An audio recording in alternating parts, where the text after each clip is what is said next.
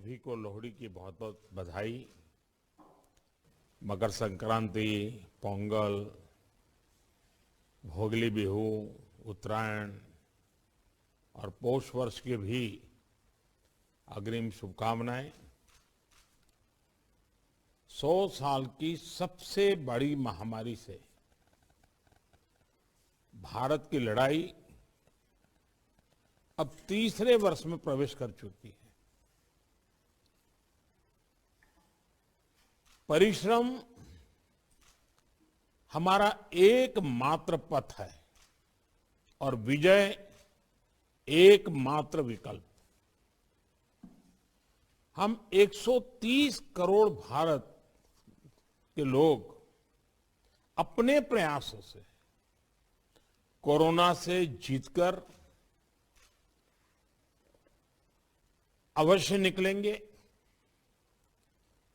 और आप सबसे जो बातें मैंने सुनी हैं उसमें भी वही विश्वास प्रकट हो रहा है। अभी ओमिक्रॉन के रूप में जो नई चुनौती आई है, जो केसों की संख्या बढ़ रही है, उसके बारे में हेल्थ सेक्रेटरी की तरफ से विस्तार से हमें जानकारी दी गई है। अमित शाह जी ने भी प्रारंभ में कुछ बातें हमारे सामने रखी है। आज अनेक मुख्यमंत्री समुदाय की तरफ से भी, और वो भी हिंदुस्तान के अलग अलग कोने के, काफी महत्वपूर्ण बातें हम सबके सामने आई है। साथियों, ओमिक्रॉन को लेकर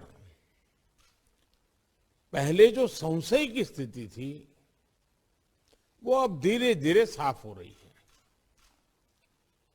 पहले जो वेरिएंट थे उनकी अपेक्षा में कई गुना अधिक तेजी से ओमिक्रॉन वेरिएंट सामान्य जन को संक्रमित कर रहा है। अमेरिका जैसे देश में एक दिन में 14 लाख तक नए केसेस सामने आए हैं।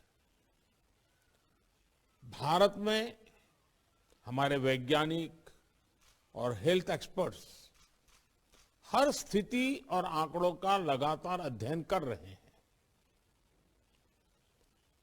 ये बात साफ है, हमें सतर्क रहना है, सावधान रहना है, लेकिन पैनिक की स्थिति न आए इसका भी हमें ध्यान रखना ही होगा।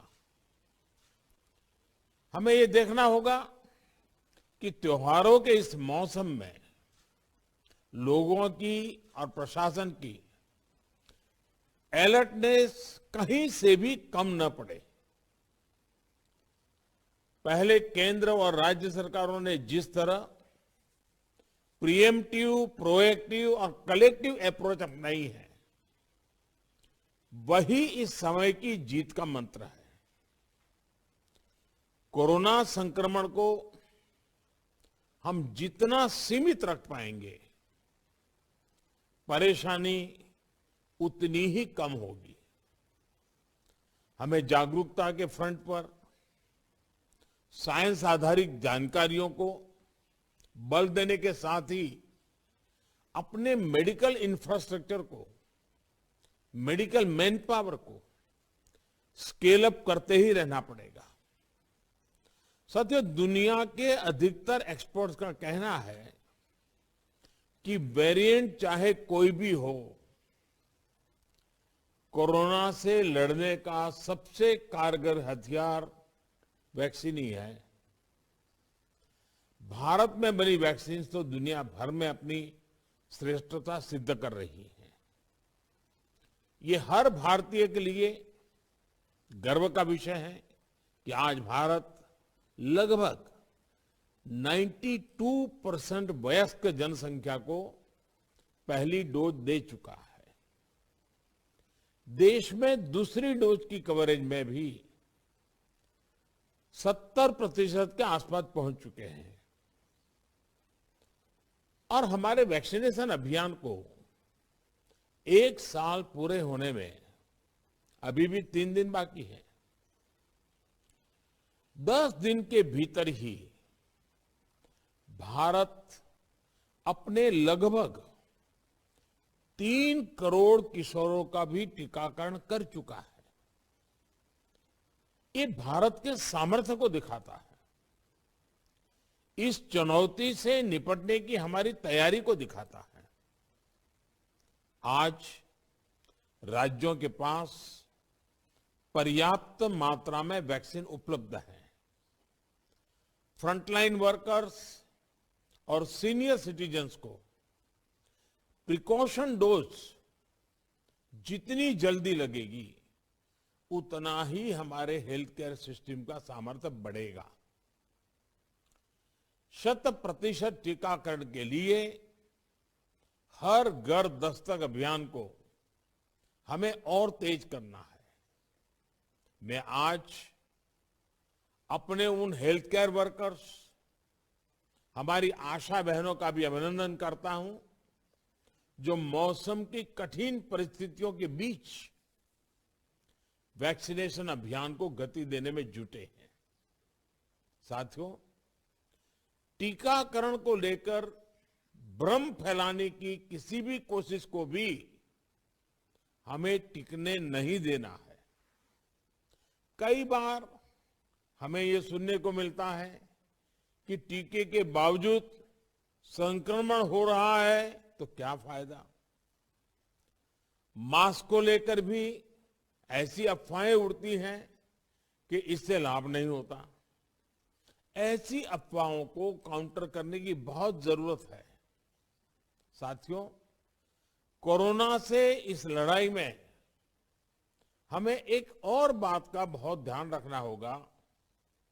अब हमारे पास कोरोना से लड़ाई का 2 साल का अनुभव है। देशव्यापी तैयारी भी है। सामान्य लोगों की आजीविका, आर्थिक गतिविधियों को कम से कम नुकसान हो, अर्थव्यवस्था की गति बनी रहे, कोई भी रणनीति बनाते समय हम इन बातों को जरूर ध्यान में रखें। ये बहुत आवश्यक है और इसलिए लोकल कंटेनमेंट पर ज्यादा फोकस करना बेहतर होगा। जहां से ज्यादा केस आ रहे हैं, जहां ज्यादा से ज्यादा और तेजी से टेस्टिंग हो, ये सुनिश्चित करना भी आवश्यक है। इसके अलावा हमें यह भी सुनिश्चित करना होगा कि होम आइसोलेशन में ही ज्यादा से ज्यादा ट्रीटमेंट हो सके। इसके लिए होम आइसोलेशन से जुड़ी गाइडलाइंस को, प्रोटोकॉल को, उसे फॉलो करना और स्थितियों के अनुसार इंप्रोवाइज करना भी बहुत जरूरी है। होम आइसोलेशन के दौरान ट्रैकिंग और ट्रीटमेंट की व्यवस्था जितनी बेहतर होगी उतना ही अस्पतालों में जाने की आवश्यकता कम होगी। संक्रमण का पता चलने पर लोग सबसे पहले कंट्रोल रूम में संपर्क करते हैं। इसलिए उचित रिस्पांस और फिर मरीज की लगातार ट्रैकिंग कॉन्फिडेंस बढ़ाने में बहुत मदद करती है। मुझे खुशी है कि कई राज्य सरकार इस दिशा में बहुत अच्छी तरह नए नए इनोवेटिव प्रयास भी कर रही है, प्रयोग भी कर रही है। केंद्र सरकार ने टेलीमेडिसिन के लिए भी काफी सुविधाएं विकसित की है। इसका ज्यादा से ज्यादा उपयोग कोरोना संक्रमित मरीजों को बहुत मदद करेगा। जहां तक जरूरी दवाओं और जरूरी इंफ्रास्ट्रक्चर की बात है, तो केंद्र सरकार हर बार की तरह हर राज्य के साथ खड़ी है। 5-6 महीने पहले 23,000 करोड़ रुपए का जो विशेष पैकेज दिया गया था, उसका सदुपयोग करते हुए अनेक राज्यों ने हेल्थ इंफ्रा को सशक्त किया है। इसके तहत देश भर मेडिकल कॉलेज और जिला अस्पतालों बच्चों के लिए 800 से अधिक विशेष पीडियाट्रिक केयर यूनिट स्वीकृत हुए हैं। करीब 1.5 लाख नए ऑक्सीजन, आईसीयू और एचडीयू बेड तैयार किए जा रहे हैं।